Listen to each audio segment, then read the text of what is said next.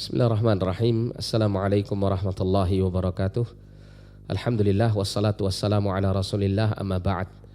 Ma'asyiral muslimin wal muslimat rahimani wa rahimakumullah. Alhamdulillah kita sampai pada pertemuan ketiga dalam pembahasan kitab Nawaqidul Islam yang ditulis oleh Syekh Muhammad bin Abdul Wahhab At-Tamimi rahimahullahu ta'ala.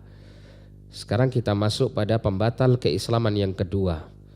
Qala al-muallifu rahimahullah, ats-tsani man ja'ala bainahu wa bainallahi wasa'it yad'uuhum wa yas'aluhum asy-syafa'ata wa yatawakkalu 'alaihim kafara ijma'an. Penulis mengatakan pembatal Islam yang kedua adalah barang siapa yang menjadikan antara dirinya dengan Allah wasa'it, yaitu perantara. Yad'uuhum, dia berdoa kepada perantara-perantara ini, wa yas'aluhumus syafa'ah, dan dia meminta kepada mereka syafaatnya, wa yatawakkalu 'alaihim, dan bertawakal mereka kepada perantara-perantara tersebut, kafara ijma'an, maka orang yang demikian ini telah kafir berdasarkan ijma' kaum muslimin. Jadi pembatal keislaman yang kedua yang disebutkan oleh Syekh di sini, ini merupakan bagian daripada asyirku fi ibadatillah, yaitu menyekutukan Allah Subhanahu wa taala di dalam beribadah kepada Allah.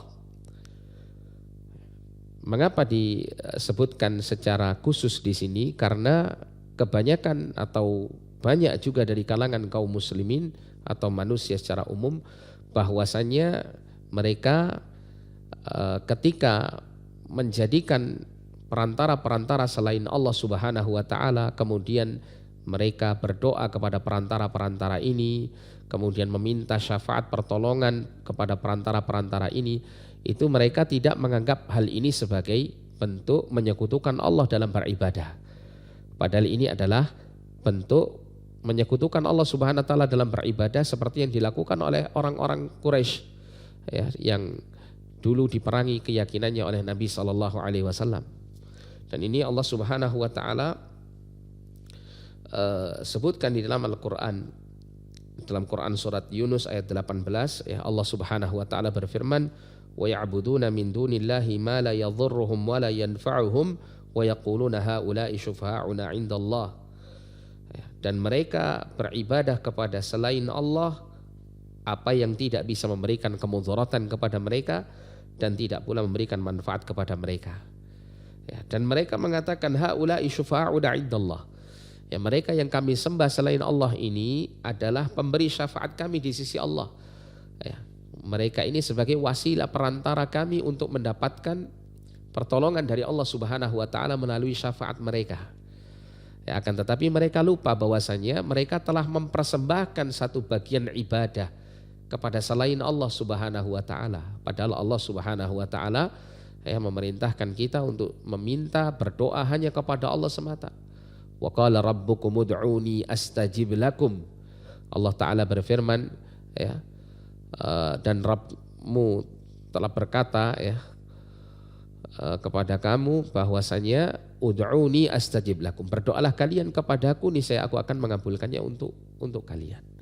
Allah perintahkan berdoalah kepadaku. Allah tidak perintahkan kita untuk mencari wasilah berupa, ya, orang-orang yang diyakini untuk bisa mengantarkan doa dan permintaan kita kepada Allah. Kita diperintahkan langsung saja meminta kepada Allah Subhanahu wa taala tanpa wasilah-wasilah tersebut. Demikian pula di dalam ayat yang lain Allah Subhanahu wa taala mengatakan tentang apa yang dilakukan oleh orang-orang kafir musyrik, ma na'buduhum illa liyuqarribuna ilallahi zulfa. Kami tidak menyembah mereka, kami tidak beribadah kepada mereka, tuhan-tuhan selain Allah ini, kecuali agar supaya mereka mendekatkan kami kepada Allah dengan sedekat-dekatnya. Ya, ini tentu jelas menggambarkan bagaimana hakikat daripada kesyirikan orang-orang musyrik jahiliyah, yaitu mereka menjadikan sesembahan-sesembahan selain Allah itu bukan semata-mata mereka bertujuan untuk menyembahnya, tapi mereka menganggap dengan menyembah sesembahan-sesembahan itu maka mereka akan bisa menjadikan sesembahan tersebut sebagai perantara yang akan memberikan syafaat. Mereka kepada Allah Subhanahu wa taala akan bisa mendekatkan diri mereka kepada Allah Subhanahu wa taala dengan sedekat-dekatnya. Ya. Nah, ini terjadi ya di tengah kaum muslimin, ya. Ada di antara mereka yang berdoa kepada Allah Subhanahu wa taala langsung meminta kepada Rasulullah atau meminta kepada para wali dengan niat dan tujuan bahwasanya permintaan mereka kelak akan disampaikan kepada Allah oleh para nabi dan para wali tersebut. Maka ini adalah bentuk kesyirikan yang akan bisa membatalkan keislaman seseorang dan termasuk dari pembatal keislaman yang kedua yang disebutkan oleh Syekh di dalam kitab ini. Wa akhiru da'wana alhamdulillahi rabbil alamin. Wassalamualaikum warahmatullahi wabarakatuh.